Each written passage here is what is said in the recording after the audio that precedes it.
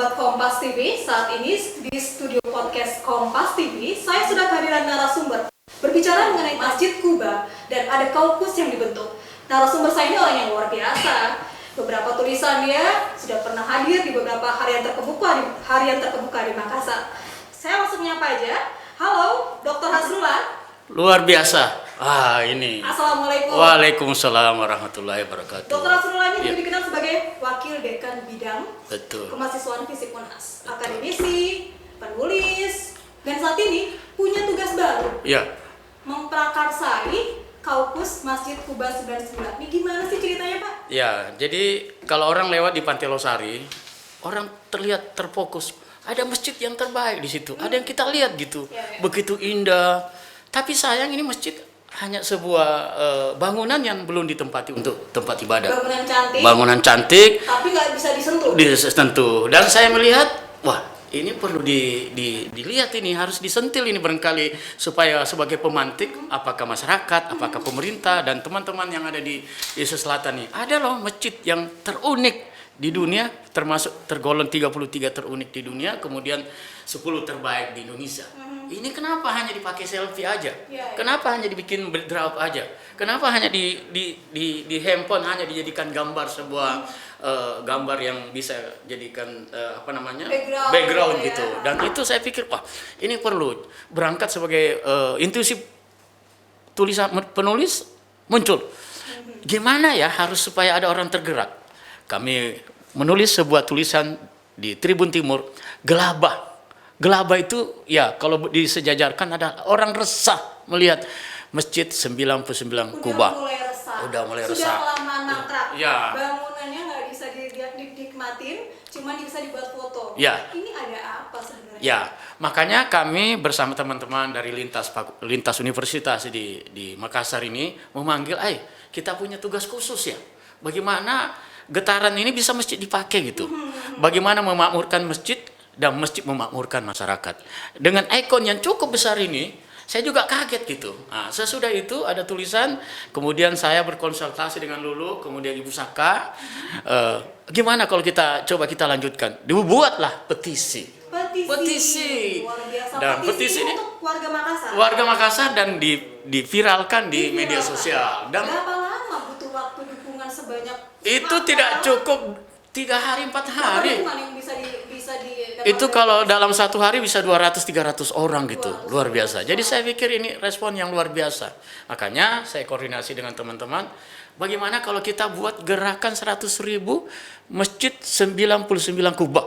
Wah, itu ternyata 100.000. Kenapa 100.000? Kenapa coba? Ya, kalau orang mau transfer itu kan minimal 100.000. Paling 100.000. Kemudian Quba 99 ini tambah 1 sudah 100. Jadi orang bisa berdonasi dari mana saja. Karena kami viralkan di media sosial, saya jadi merasa luar biasa tanggapan masyarakat di Indonesia gitu. Kenapa saya bilang Indonesia?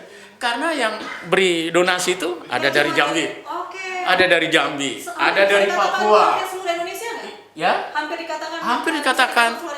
Bukan saja Indonesia, ada 2. Saya dapat teman dari Malaysia, satu dari Universitas Utara Malaysia, mau nyumbang. Bagaimana caranya ringgit ditransfer ke dalam bentuk rupiah. Bahkan juga ada teman di Australia. Dan saya kira ini akan mengembang. Namanya media sosial. Dan salah satu fundraise yang kami tahu marketing yang paling ampuh adalah melalui media sosial gitu. Jadi inilah gugatan, inilah yang kami lakukan sehingga kami, dan harus diketahui juga, kami tidak hanya main di media sosial, tidak hanya main di pemberitaan. Kami juga mengunjungi tokoh-tokoh masyarakat. Yang kami datangi adalah tokoh-tokoh Muhammadiyah. Responnya gimana? Responnya tidak hanya memberi dukungan, dia juga nyumbang 25 juta. Ini luar biasa kan?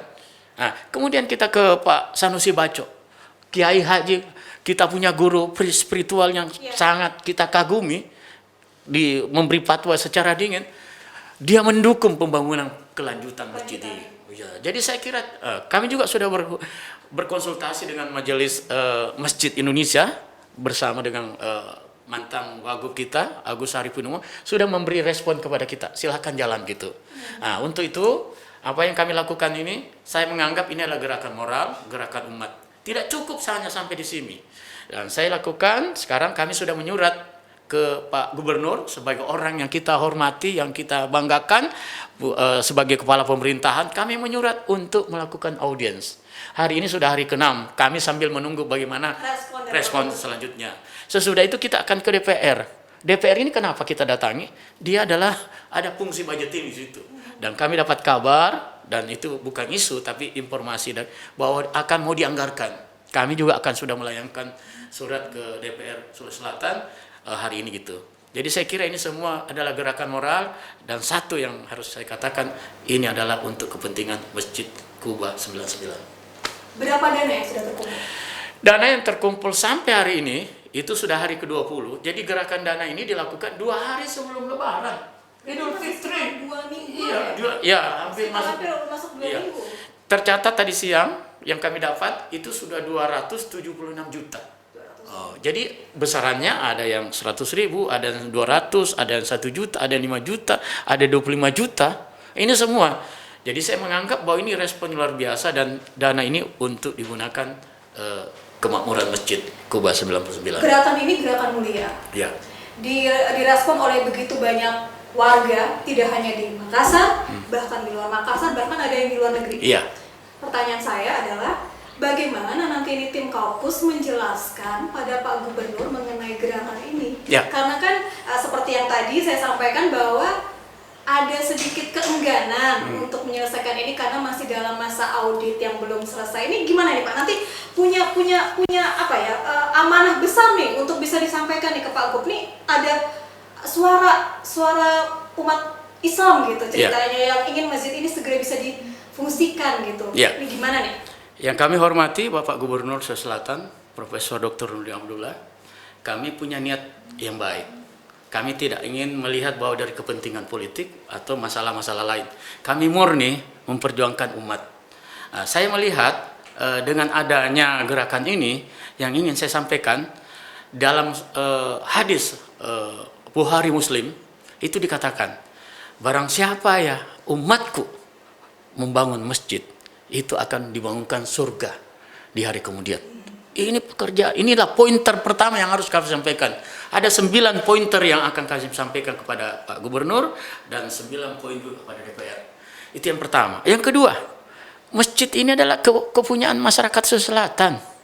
Diharapkan jadi di samping sebagai pusat ibadah, juga pusat pengembangan kebudayaan Islam yang ada di Makassar, Sulawesi Selatan, bahkan di kawasan timur. Karena ekornya sudah ada. Yang kedua, poin terakhir juga akan saya sampaikan. Ini semua kami serahkan kepada pimpinan kami tertinggi di Sulawesi Selatan. Jadi kami bergerak ini tidak ada lain adalah menggugah bagaimana kita bersama-sama berkolaborasi mengelola masjid ini, sehingga 2 tahun yang kita rasakan tidak ditempati beribadah, mudah-mudahan gerakan ini menjadi sebuah gerakan moral sehingga dia berfungsi sebagai tempat ibadah gitu. Ya. Ada beberapa orang nih Pak dalam tim Kaukus kan? Ya. Ini kira-kira waktu mengajak mereka menginisiasi gerakan ini gimana sih? Pak Hasrullah nih, saya dengar ada namanya Prof. Dr. Firdaus, ya. Pak Arkam Asiki, ya. Dan beberapa tokoh lainnya. Ya. Ini gimana ceritanya Bapak mengumpulkan mereka, membuat satu visi ini bisa, oke, kita sepakat nih ya bahwa inilah yang kita mau gitu. Jadi yang berkumpul 7 orang ini orang-orang yang punya nyali. Karena kalau tidak punya nyali nggak bisa jalan. Karena saya tahu pasti ada gerakan-gerakan untuk menghentikan gerakan ini gitu. Itu pun sudah terjadi. Tapi kami tidak anggap itu adalah sebuah tantangan. Pernah ya, tekanan-tekanan dari kiri kanan sudah ada gitu. Bahkan mau memanipulasi uang yang tukang tipu untuk mengambil uang donasi ini sudah 2, 3, 4 orang gitu. Iya. Karena tekanan itu seperti apa sih Pak? Misalnya ya mengatakan bahwa ada SMS, bukan SMS lagi, itu sudah masuk telepon, menelpon kita punya teman bahwa ini sementara bermasalah gitu. Jadi jangan deh gitu. Iya jangan, ini ya jangan, kira-kira seperti itu. Tapi niat kita, ini rumah ibadah, kapan jadinya? Karena menurut data yang kami peroleh, saya tahu sejak Pak Nurdin Abdullah mengunjungi, pertama kali menginjak kaki di pelataran Masjid Quba, kalau tidak salah jejak digital yang kami baca 14 Mei 2019 Pak Nurdin Abdullah itu sudah punya komitmen yang besar bahwa tempat ini kami akan gunakan untuk Ramadan 2019. Ramadan 2019. Tahun yang lalu. 2 tahun yang lalu. Ya, itu artinya gubernur kita ini sudah memberi appreciate yang luar biasa. Makanya kami masuk di situ. Kalau ada masalah di luar itu kami tidak mau masuk ke situ. Karena nanti kami dikatakan menjadi pengganggu pemerintahan. Saya nggak mau. Jadi murni yang kami lakukan ini adalah bagaimana masjid ini berfungsi. Oleh karena itu komitmen awal itulah yang saya anggap Pak Nurdin sejak awal sudah ada. Ya mungkin aja tidak ada audit atau apa. Tapi berita yang menggembirakan. Minggu lalu Pak Salim, Inspektorat Gubernur sudah mengatakan masjid ini nggak ada masalah. Berarti bisa, sudah clear. Bisa diselesaikan. Iya, diselesaikan. Sekarang kan yang kita tuntut selama ini gerakan ini adalah political will, kemauan baik dari pemerintah dengan gerakan seperti ini. Jadi kalau Pak Salim sudah mengatakan begitu, nggak ada masalah gitu. Lanjut berarti ya. Ya, jadi saya sebagai orang yang dipercaya sebagai koordinator ingin sambung pengalaman atau ingin memberi informasi bahwa gerakan kami adalah begini gitu. Dan insya Allah gerakan murni ini akan bisa terrealisasi. Karena kalau tidak, kasihan ini masjid. Kalau tidak dianggarkan lagi, bagaimana bisa 3 tahun, 4 tahun? Wah, gimana nanti? Dan ini adalah rumah Allah, rumah ibadah yang kita harapkan bisa berfungsi sebagai sebuah ikon yang kita dambakan masyarakat Sulawesi Selatan. Ya. Rencana ingin bertemu juga dengan anggota DPRD. Betul. Untuk membicarakan tentang ada kaukus dan dia sudah tahu.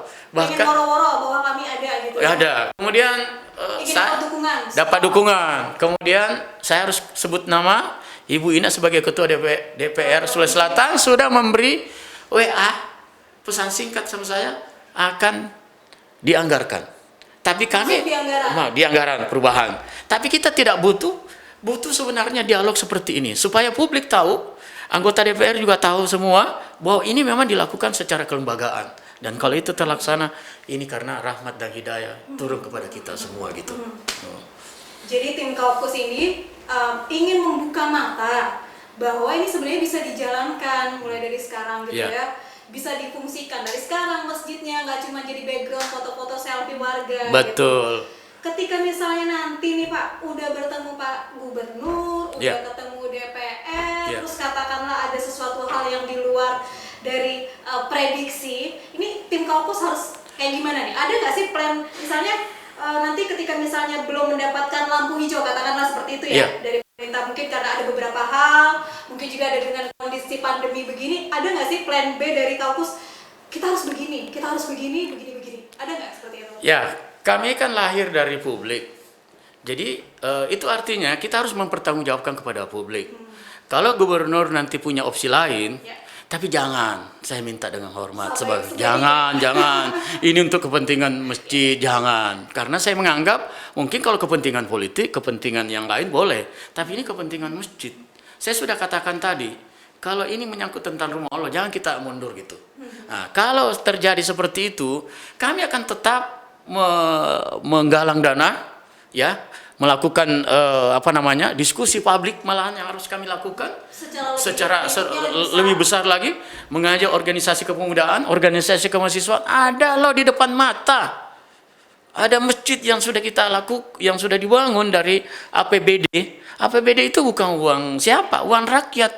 Dan saya kira ini harus kita lakukan. Mungkin sedikit juga Pak bahwa ada sedikit sentilan bahwa ini harus dipertanggungjawabkan karena menggunakan uang rakyat. Seperti itu kira-kira mungkin ya. Begini, saya ini kan pengurus masjid di salah satu masjid di Makassar.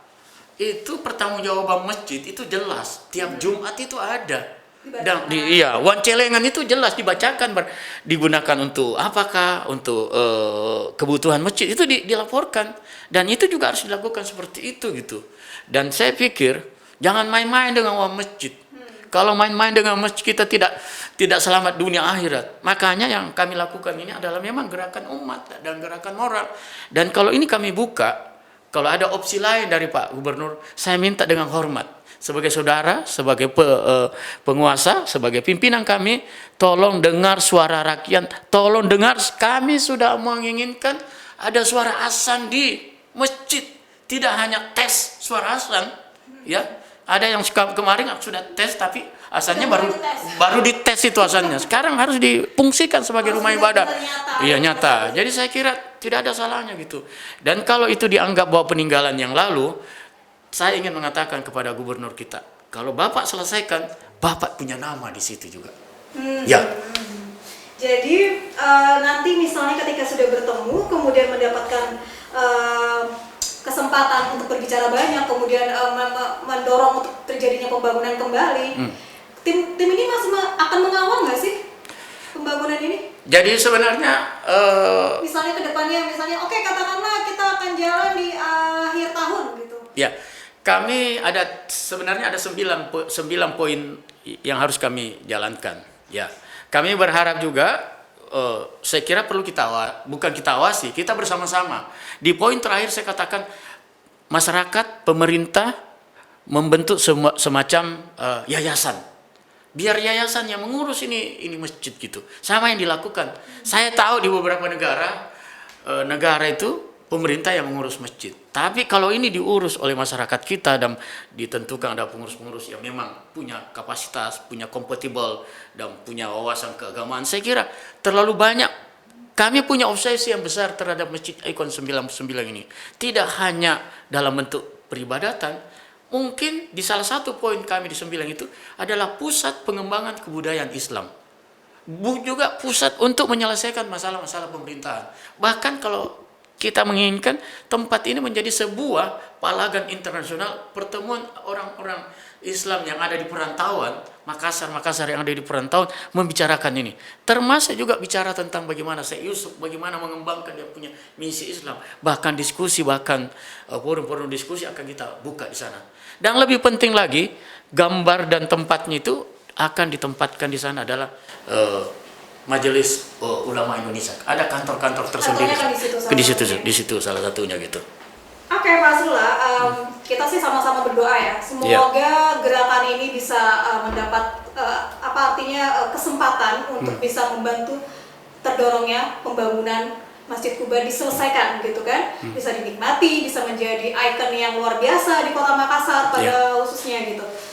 Ada nggak sih lagi yang pengen Bapak sampaikan buat kita tuh bisa paham bahwa ternyata emang kita nih harus bikin ini selesai biar masyarakat tuh juga bisa tahu bahwa fungsinya tuh seperti ini.